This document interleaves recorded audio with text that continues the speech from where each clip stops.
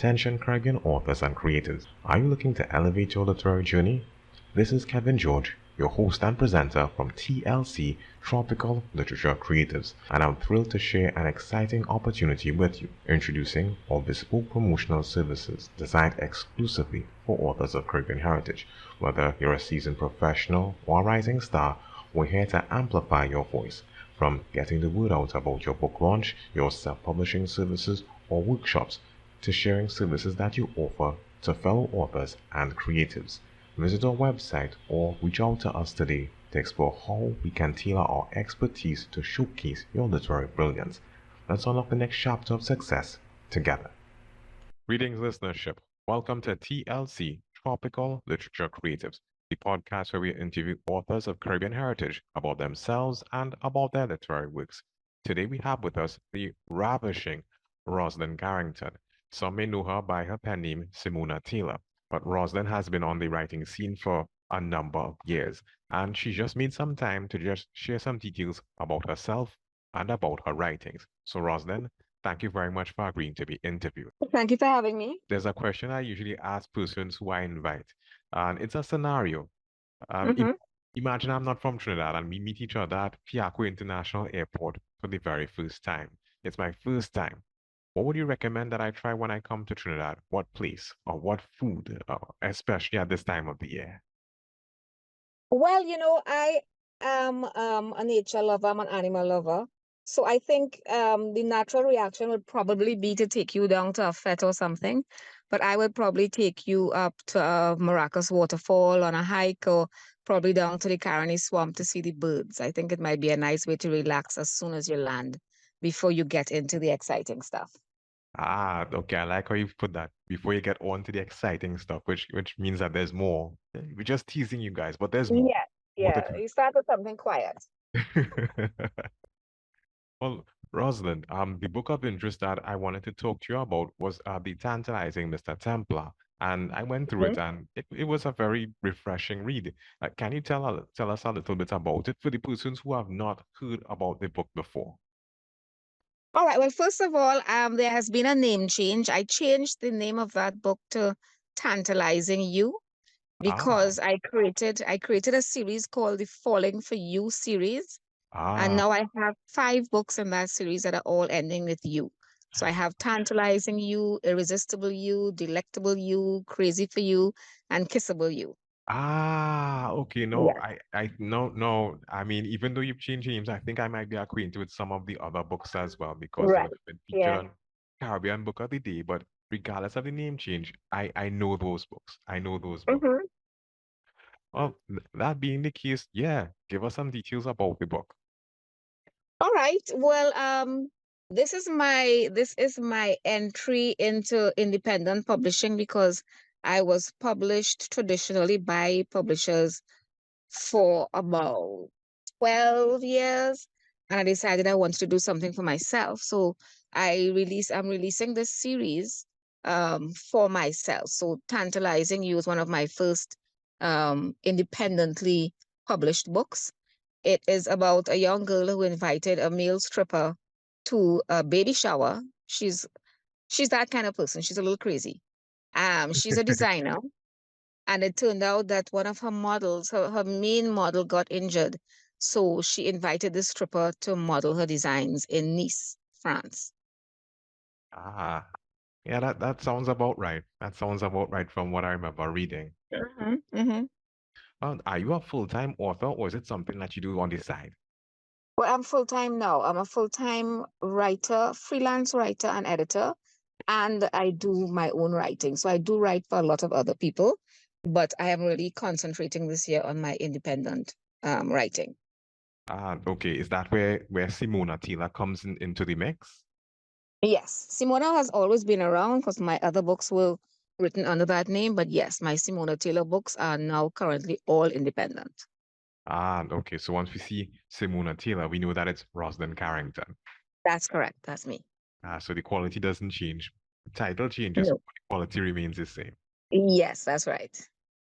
How come you choose to go the way of self-publishing as opposed to going the way of being traditionally published? Well, I published 14 novels with big publishers, and that was great. I was very grateful for the experience, etc. But I started to get a little fed up with the limitations placed upon me by my publishers. For example, they know what all the trends are, they know what's selling, etc. So they will demand that I do a certain thing with a certain book because that's trending. And that kind of violated my artistic sensibilities. I wanted to write the books that I wanted to write. And I didn't feel like I wanted to be strong armed into writing something their way.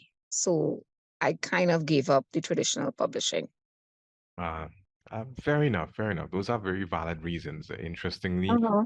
a lot of the authors who I talk to who go the way of self-publishing, their reasons are Mm-hmm. similar to that. You know, the restriction, Mm-hmm. what you can write and that sort of thing. Right. Have you always been a good writer, or is it something that you cultivated over time? It's a bit of both. I think you have to have a natural love and desire for writing. I've been writing since I was about 7. I think I still have books that I wrote when I was 7 years old. I wrote throughout primary school, throughout high school. So I've always had this desire to write. But writing is a skill that you build just like any other skill, just like juggling or singing or whatever. So even when I look back on things that I had written 10 years ago, I can see flaws in it that I, as a more mature writer, would not make, so I can correct myself. And the fact that I have to correct myself means that I have grown over the years. Okay, okay. I mean, the thing is about it sounds like, some persons might choose to not involve like an editor in some of their works, and when it is that they choose to do that, they yeah, what's the term, right? Sometimes you're so close to the project you miss stuff. But I guess as you've Yeah, that's been true. yeah, but I guess as you've been in it for so long, it's a bit more natural for you. Right. Yeah, that's true. Uh, I think also a lot of writers are resistant to editors' suggestions because you're so much in love with your book. And I have been there. I have had edits and I have been so angry. This is what I want and you can't change what I want, etc. But you have to come to the point where you recognize that the editor's point of view is different and their vision is different from what you have. And sometimes you need to acknowledge that, yes, the editor is right. You need to cut this, you need to change this. And you have to put your ego aside and allow it to happen. I mean, that sounds like that comes from a place of maturity. Like you've been there enough times, and you're like, you know Yeah, what? it Yeah. is a mature position to take. What was the reception like when it is that you choose to become an author full time? What was the reception like? Well, when I decided to go full-time independent, well, not just the independent publishing, when I left my corporate job to write full-time, my family was extremely supportive. My mother said, I promise you, you will not starve. And there have been times when the market has been low. I used to edit a lot of magazines that have closed down, and I have lost a lot of income, but my family has always been there, even if it's school fees or books or whatever. If I have a down month, my family has always been there 100%. And I have to say, I think I'm very lucky because not a lot of people have that. When you were younger and you would have expressed a desire to go into writing full time, what did persons think? I can clearly remember when I signed up at UE, I was 18 years old. I signed up to do a degree in language. My father, who has a degree in science, was furious because he did not consider a degree in arts to be a viable degree. And I clearly remember him saying, You will die poor, you're going to starve. And it was heartbreaking, but I did it anyway because there's nothing else I wanted to do. I wanted to get a degree in arts, you know? But years later, when I published my first books, my father gave me 2 silver pens, and one was engraved Roslyn Carrington and one was engraved Simona Taylor, because I released one book under my name and one book under Simona Taylor a month apart. One was in June, one was in July. And he gave me those pens, and it was his way of telling me I was wrong, and I acknowledge that you have been successful, and I'm proud of you. And for the rest of his life, whenever we were in a party or anything, he would call people and say, This is my daughter, the writer. It was wonderful. It really does sound encouraging. Yes, yeah. When it is that you're writing full time, how is that different from writing part time? Is there anything that you do differently? Is it that you do it as if you're going to like a regular cootie fingers 8 to 4 job? Is it that you write when it is that, you feel inspired? What is your process? You have to look at it as a job. I use timers, I use time logs, I write down how many hours a day I spend. I have a target of certain hours a day on certain types of projects. I do everything like I'm going to a job. I get up, I bathe, I put on my clothes, I sit down, I wipe down my desk, I turn on, and I run my timer all day so that I know how many hours. I have timed breaks, I time coffee breaks, I time maybe a 15-minute break to just surf the net and that kind of thing. And I try to predict when I will finish at the end of the day and how many words I have to write before the end of the day. I log the number of words. How many thousand words have I written? I keep my financial logs, everything. It is a job. And if you don't approach it like that, you are not going to be financially viable. I mean, it sounds like you're very disciplined in your approach, because Mhm. you're not playing. You're not playing. You have to be disciplined. That's the only way you can do it. Okay. In terms of romance, is this a genre? Is this a genre that you just choose to do, or is it a genre that you are stronger in when compared to others? I fell into romance. My first three books were more literary, Caribbean literary. The three ones that I wrote under my name, A Thirst for Rain, Every Bitter Thing Sweet, and Candy Don't Come in Gray were literary. But I fell into romance. I enjoyed it as a teenager, and I find it easy to wrap my head around. And I have a lot of self-doubt when it comes to things like mysteries and thrillers. I don't know if I could create that kind of atmosphere. I don't know if I'm that kind of person, killing off characters and writing bloody scenes and stuff. I don't know if I have that kind of personality. So I guess I'm settled with the romance. Okay, okay. I mean, you see settled, but I think it's your strength, because if it is that you weren't good at it, I don't think you would still be writing that particular genre up to now. Well, like everything, again, it becomes your strength. Hmm. I have been writing romance for maybe 25 years, so if you do anything for 25 years, the 10,000 hours theory. Yeah. I passed 10,000 hours long, long, long time, So yeah, you get good at it. In terms of self-publishing, I mean, was it that you had to, was it like a steep learning curve for you, or is it something that you caught on easily? Because I think with some persons they tell me about the Amazon platform, and when it is that you do that, Hmm. you have to get pictures, you have to get the text, and you have to make sure things line up and all that kind of stuff. How was that experience for you? It's an extremely steep learning curve. You have to be very patient. I am still learning even the most basic things. I do my own layout. I learn to do my covers. I learn to lay out my books. I learn to upload on different platforms. And I'm still making mistakes. I'm still getting error messages. But I keep asking myself, did you know this yesterday? And the answer is no, I didn't know it yesterday, but I know it today. I've climbed a little bit high on the learning curve, and there's still a lot that I don't know because there's still a lot of more successful writers who know better than me, who are doing better than me because they know. But I intend to find out. So the learning curve is very steep. It can be daunting, it can be exhausting, but the thing is, little by little, step by step. That's the only way you can do it. Ah, that's encouraging to know. Hmm. with with someone with your level of experience, the publishing houses that you've worked with, and the amount of time that you spent writing, do you see yourself fulfilling any other role? For example, providing like consultancy services, tutoring or lecturing persons in terms of writing, that sort of thing, or even teaching persons how to use self-publishing the way that you would have learned self-publishing as well. But I have done book layout for a few clients. I also edit. I've always been an editor. I've been an editor for, I can't remember, 15 years or so. So I edit novels for people and I would give advice. But to say that I would do a consultation, I don't know if I'm that strong yet. As I said, I'm still learning. I've learned to lay out a book. I have learned to upload books. So I've uploaded books for clients. I have learned to give them advice on the look and feel of a book. And I have edited many, many, many, many books. But I don't know if I have that confidence yet to say I would be willing to consult. Okay. I mean, fair enough. Fair enough. In terms of 2024, I mean, the year has just started and we're only in February. Do you have any plans or intentions where your writings or with the brand for Simona Taylor is concerned?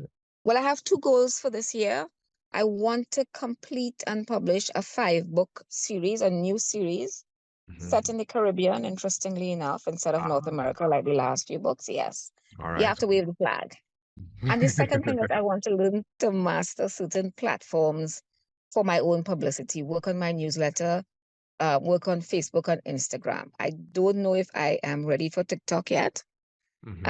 But Facebook and Instagram, learning to use those tools to try to gain a readership. So those are my two goals. Finish that 5 book series and up my marketing game. I mean, you mentioned upping your marketing game. You've had to learn self-publishing. Are there any Hmm. other skills that you would have had to learn to continue to be relevant, to continue to be competitive in the writing arena? I have learned to make a lot of relationships with other writers online so that we support each other. For example, we send out our newsletters with each other's books so that if I'm sending out to 700 people, I might have links in my newsletter to 8 or 10 other books that I did not write. And those authors in return will send out links to my books. So we learn to collaborate as a community rather than compete against each other. And I'm also learning what I consider to be ridiculous skills like video editing, just to edit like a 30-minute book video, where I talk about the book or I show little pictures of the book or little clips of videos. So that has been difficult. I don't think I'm that great, but it's palatable. I put it up on Facebook and people see it, and I'm hoping that that generates interest in the book. Ah, okay. It seems that even though you find yourself being a writer, that you have to grow in other ways as well, in terms of your learning, in terms of the skills that you have had to adopt to continue to remain relevant. And that is interesting. You constantly have to be on the go every single day. You have to do something. You have to learn something or try something every single day. Hmm. Uh, you mentioned TikTok and a couple of the other platforms. Mhm. Have you had to adopt any sort of creative strategy when it came to marketing any of your books? Well, I read an interesting book on marketing that says there are so many ways to market a book that if you try to do all of them, you get overwhelmed. So they say just pick one or two and get very good at that. So I'm doing my little videos. I'm doing trying to make my own memes. I'm trying to post 3 or 4 times a day on Instagram and Facebook. But there are so many other things. There's YouTube, there's book talk and all of that. You can't do everything. It's not possible. There are writers who hire personal assistants to do all of that for them. I am not there yet. I don't have that time. I don't have that money. So my attitude is little by little, a little bit every day. For an author there or a prospective author who wants to get into the field of writing, what advice can you think of passing on to them if it is that they're considering attempting what you're doing, becoming a self-published author? What piece of advice would you give to them that you would have had to learn along the way that someone did not give to you? The first advice I always give writers is finish the book because you will be shocked by the number of people who say they want to write, but they have never finished a book. They say, oh, well, I have a couple of chapters under the bed or something. You can't publish a book unless you finish it. And a lot of people lose the nerve early on. And a lot of that is because they keep going back and editing what they have done. And that makes them lose faith in themselves. So years ago, back in the 90s, Wayne Brown told me the first thing you do is finish the book before you go back and look at it. All right. Because then you will have something concrete in your hands. But don't write a chapter and then go back over the chapter over and over and over because you're going to lose heart. So just write the book and then go back and edit it. Okay, good advice. Good advice. Yeah. Well, with Valentine's Day in the air and a number of persons, getting like, their books or their candy or any of the items which they may use to show affection. Mhm. I'm just curious, you being a writer of romance, what is your favorite romance book? My favorite romance book. I liked the old time. The first one that came to my mind is The Wolf and the Dove. I like those old time 1980s epic, epic books about Scottish lairds, on the Highlands and Indian chiefs kidnapping some little white girl and taking her off to his camp, and they have this romance. And I like those big books that are like a 5 inches thick, Mhm. and go on and on. I love books like that. I Okay. can't say I have a favorite, but growing up, I loved those kinds of books. Okay. I mean, Yeah. is it that you like, the scenery? Is it that the genre? Is it that I don't know, what is that appeals to you about those books like They're that? so The old-time immersive. books. You get the the scenery and the characters. I mean, you fall into a hole that takes you back 500 years or something like that. You don't have to live in it now. And they're so over the top. Everything is just grand and everything is exaggerated and everything is perfect and, you know, it's just overwhelming to all the senses. And I like that. Okay. I mean, that sounds encouraging. That sounds encouraging. Mhm. If it is that we wanted to get copies of your books, where can we get them? Well, I am on Amazon. I also sell them locally via my website, simonataylor.net. Hmm. But if you're looking for an author's books, there's a website called Books to Read, books, and then the number two, and then read, where authors put the links to all their books. So you could look for an author and you could find all 10 websites where they have it. Amazon and Apple and Google and Kobo and Smashwords and all these European booksellers. You could Mm. look for one book and you'll find a link to all the websites that sell that book. So it's books2read.com. All right, all right. So, listeners, if it is that you wanted to get copies of the book, simonataylor.net or Mhm. bookstoread.com, and you Yeah. will get directions as to how it is you can get yourself copies of the books in particular. So, Hmm. Simona, that brings us to the end of our interview at this time. Thank you for joining us and having this conversation about these Thank books, you so much. about yourself, and anything that we could have learned through what it is that you would have shared with us. We are better all for it. Thank you. Okay. Well, you have a great day and be safe. Yes, I will. You too. Okay. Bye. You've been listening to TLC, Tropical Literature Creators. If you've heard something of interest or something you like, reach out to us. Reach out to our authors. Follow us on social media. We look forward to hearing from you.